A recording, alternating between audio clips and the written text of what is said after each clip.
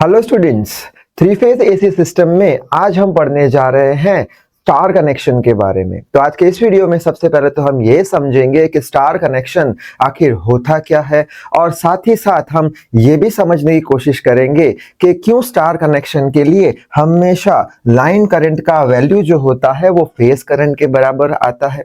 और साथ ही साथ एग्जाम में बहुत बार पूछा जाता है कि प्रूव करो लाइन वोल्टेज का वैल्यू वो होगा √3 इंटू फेज वोल्टेज का वैल्यू। तो इसका भी हम डेरिवेशन में देखेंगे जो एग्जाम में बहुत बार पूछा जाता है। So I hope you are ready with your pen and paper. So without wasting much time let us start this video. तो सबसे पहले तो स्टार कनेक्शन यानी क्या वो समझ लेते हैं। तो स्टार कनेक्शन यानी जब ये जो हमारे तीन फेज है आर वाई और बी फेज, ये तीनों फेज का के जितने भी टर्मिनल्स है वो सारे टर्मिनल्स को एक कॉमन पॉइंट के साथ कनेक्ट कर दिया जाता है।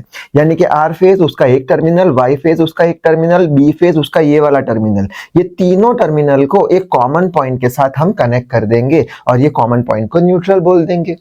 और बाद में जो बचे हुए टर्मिनल्स है, ये बचे हुए टर्मिनल्स है ये वाले, ये टर्मिनल्स को हम सप्लाई लाइन के साथ कनेक्ट कर देंगे और ये सप्लाई लाइन हम सर्किट के साथ कनेक्ट कर देंगे या फिर हम बोल देंगे लोड के साथ कनेक्ट कर देंगे और एक ऐसा स्टार शेप जैसा हमें दिख जाएगा। तो ऐसे कनेक्शन को हम स्टार कनेक्शन बोलेंगे।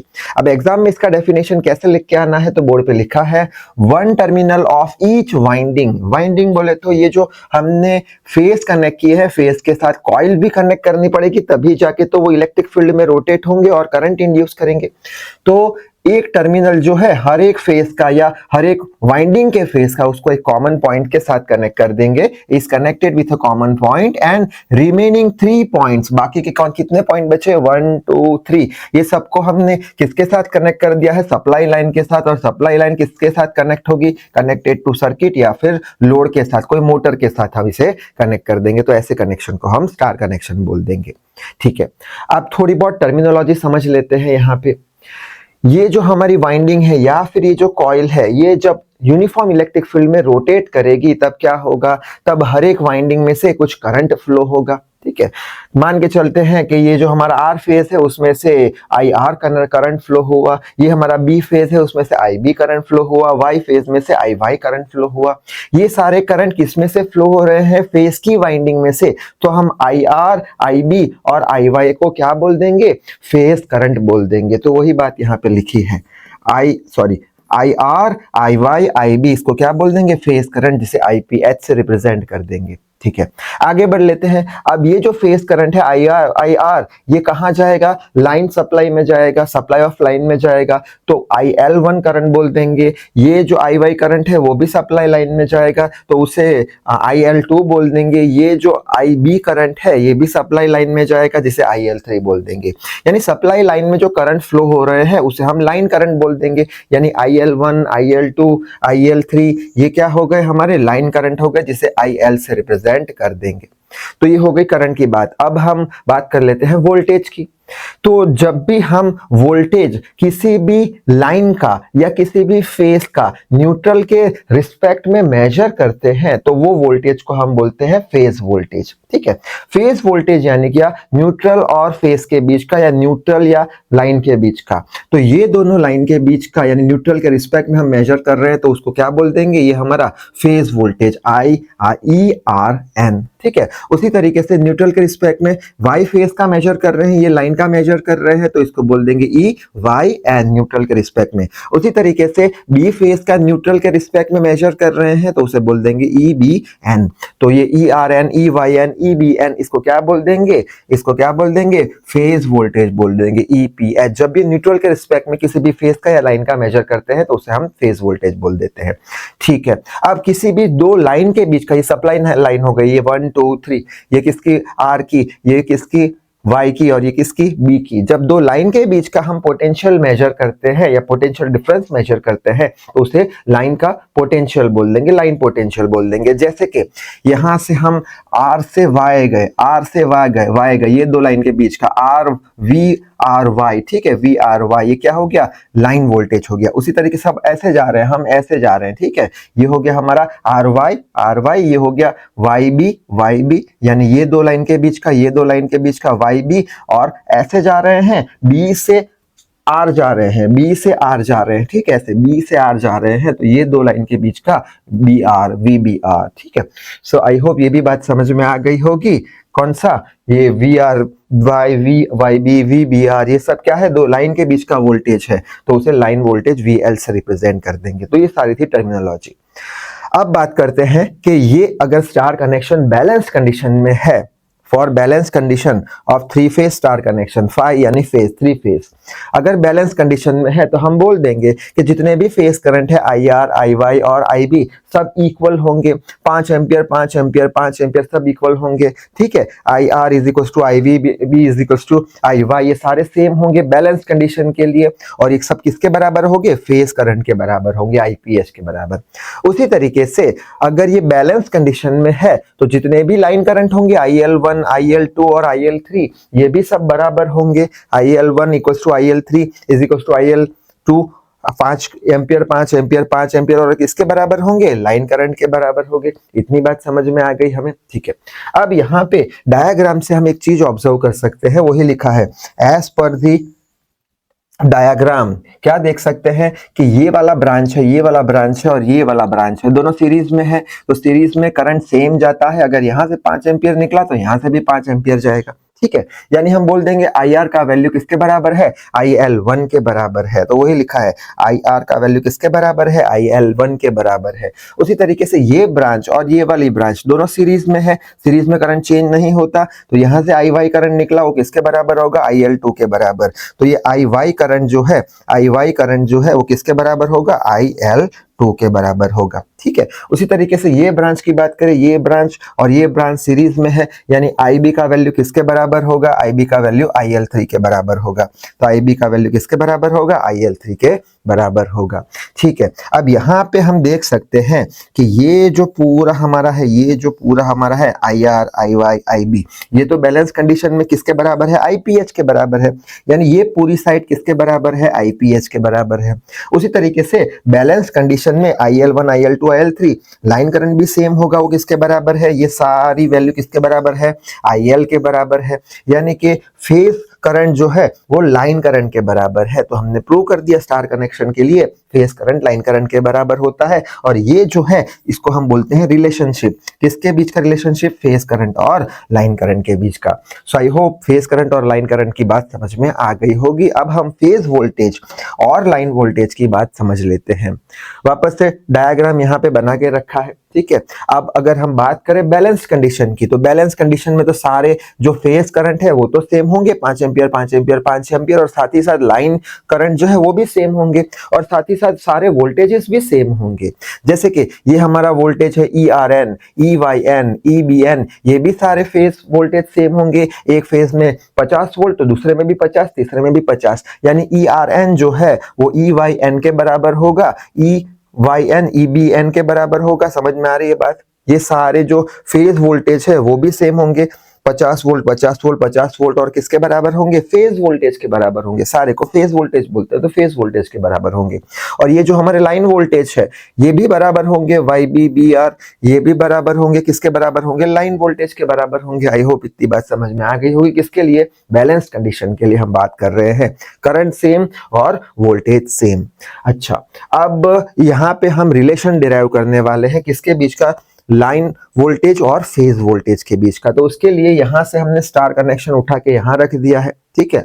ये हमारा आर फेज और न्यूट्रल के बीच का पोटेंशियल क्या हो गया, फेज पोटेंशियल या फेज वोल्टेज, ठीक है, ERN। उसी तरीके से Y के रिस्पेक्ट में N का फेज वोल्टेज EYN, उसी तरीके से B के रिस्पेक्ट में न्यूट्रल के रिस्पेक्ट में B फेज का पोटेंशियल, फेज पोटेंशियल EBN। इतनी बात समझ में आ गई। और ये तीनों कैसे होंगे, तीनों सेम होंगे, तीनों सेम होंगे, EPH के बराबर होंगे, ठीक है। अब हम क्या करेंगे, मान के चलते हैं ERN सपोज करते हैं 50 वोल्ट है, तो 50 वोल्ट का वेक्टर ये डायरेक्शन में हमने बना दिया, ये लाइन समझ में आ गई, ये लाइन समझ में आ गई, ERN 50 वोल्ट का वेक्टर हमने ये डायरेक्शन में बना दिया, ठीक है, यहां से यहां से।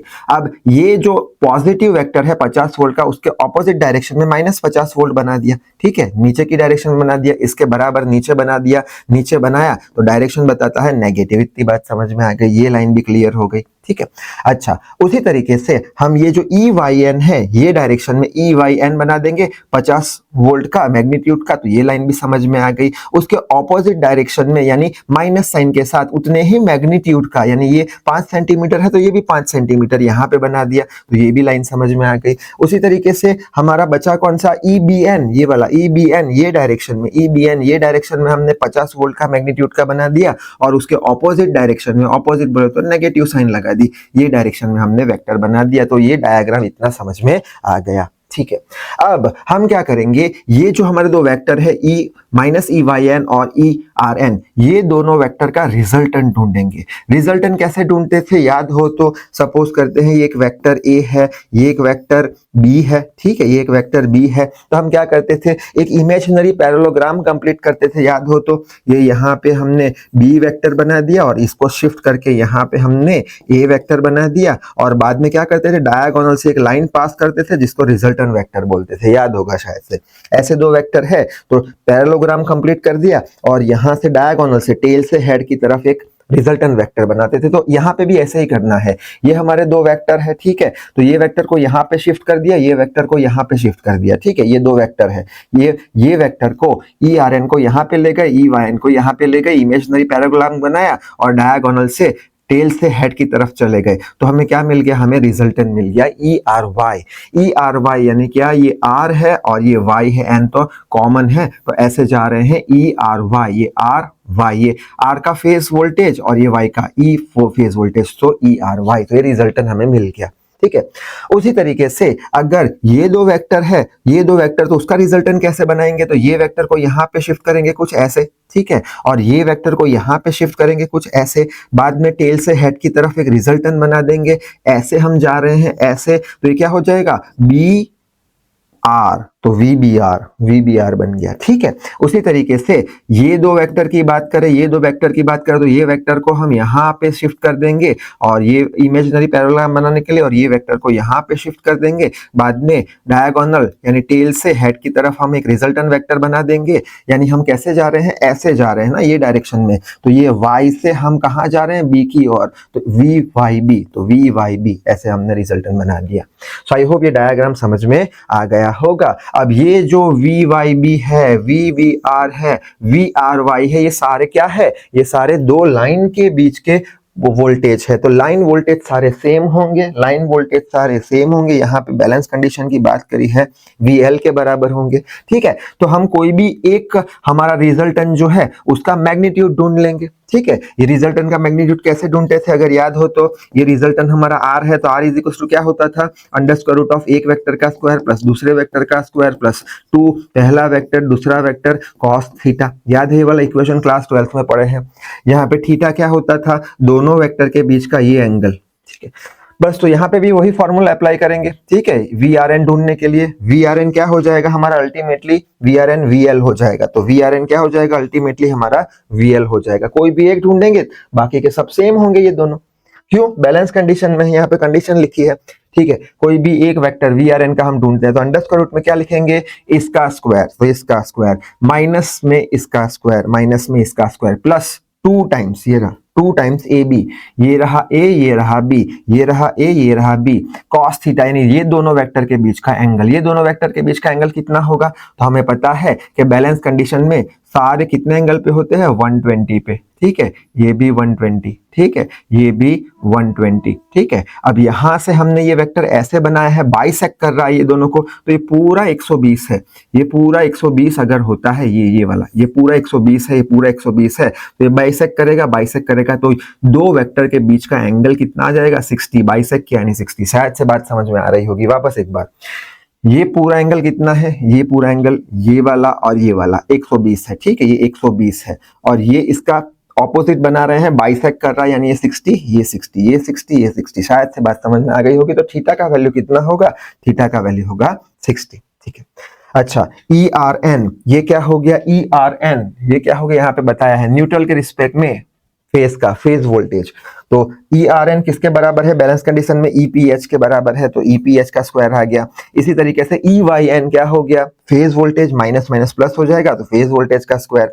उसी तरीके से ये भी फेज वोल्टेज, ये माइनस साइन, ये भी फेज वोल्टेज। अब क्वेश्चन आएगा कि नेगेटिव साइन कहाँ गई, तो नेगेटिव साइन को हम कंसिडर नहीं कर रहे हैं। क्यों, नेगेटिव साइन तो डायरेक्शन बता रहा है, हमें तो सिर्फ मैग्नीट्यूड से मतलब है। जैसे कि यहाँ पे 50 वोल्ट है तो यहाँ पे भी 50 वोल्ट है, नेगेटिव साइन क्या बताता है, डायरेक्शन बताता है, और यहाँ पे हम डायरेक्शन नहीं ढूंढ रहे हैं, डायरेक्शन तो हमें पता है डायग्राम से, तो नेगेटिव साइन हम निग्लेक्ट कर रहे हैं। क्यों निग्लेक्ट कर रहे हैं, क्योंकि हमें मैग्नीट्यूड से मतलब है, ठीक है। अच्छा, बाद में cos 60 आ गया, ठीक है, या cos 60 का वैल्यू 1/2, cos 60 1/2 आ गया, तो ये 2 times EPH phase current voltage का स्क्वायर आ गया, ये भी 2 टाइम्स, यहाँ पे 2 से 2 कैंसिल, तो ये ईपीएच स्क्वायर आ गया, यहाँ पे 2 + 1 3 ईपीएच स्क्वायर आ गया, √3 साथ में ले लेंगे यहाँ पे, और ये ईपीएच 2 से 2 कैंसिल हो जाएगा, स्क्वायर रूट निकल जाएगा, तो √3 टाइम्स ईपीएच। तो हमने प्रूव कर दिया क्या, कि जो लाइन वोल्टेज होता है √3 टाइम्स फेज वोल्टेज होता है। तो ये डेरिवेशन बहुत बार एग्जाम में पूछा जाता है, इसके पीडीएफ नोट्स के लिंक है वो डिस्क्रिप्शन बॉक्स में अवेलेबल है, तो आप डाउनलोड कर देना, ठीक है। तो अभी हमने क्या प्रूव किया कि लाइन वोल्टेज जो है वो √3 टाइम्स फेज वोल्टेज बराबर होता है। लाइन वोल्टेज जो है √3 टाइम्स फेज वोल्टेज बराबर होता है। यहां से अगर फेज वोल्टेज हम ढूंढे तो क्या हो जाएगा, VL/√3। ये फेज वोल्टेज को V को E को हम V लिख सकते हैं, नोटेशन चेंज किया है और कुछ नहीं, VPH VL/√3, ये इक्वेशन याद रख लेना, ठीक है। अच्छा, अगर हम स्टार कनेक्शन के पावर फैक्टर की बात करें तो पावर फैक्टर क्या होगा, 3 टाइम्स पावर पर फेज।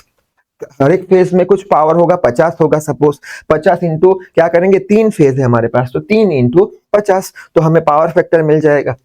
तो यहाँ पे 3 लिखा, पावर का इक्वेशन क्या होता है, याद हो तो VI cos phi, ठीक है, तो वही लिखा है, पावर पर फेज, V यानी फेज, पावर पर phase, phase voltage, I current पर फेज, IPH cos phi, ठीक है। 3 टाइम्स VPH का वैल्यू अभी हमने ढूंढा था, VL/√3 रख दिया। अभी हमने प्रूव किया था कि स्टार कनेक्शन के लिए फेज करंट का वैल्यू और लाइन करंट का वैल्यू सेम होता है। IPH का वैल्यू किसके बराबर होता है, लाइन के बराबर होता है, तो IPH की जगह हमने IL लिख लिया cos phi, ठीक है। ये 3 को कैसे लिख सकते हैं, √3 इंटू √3, एक √3 से √3 कैंसिल, बचा क्या, खाली √3 VL/IL cos phi, ठीक है। यहाँ पे ये जो फाई है वो एंगल होता है लाइन वोल्टेज और लाइन करंट के बीच का, तो वही लाइन लिखी है, phi is the angle between line voltage and line current. तो यहाँ तक लिख के आने पर हमें फुल मार्क्स मिल जाएंगे। तो इस वीडियो में बस इतना ही। Till then read hard, work hard. Thank you very much.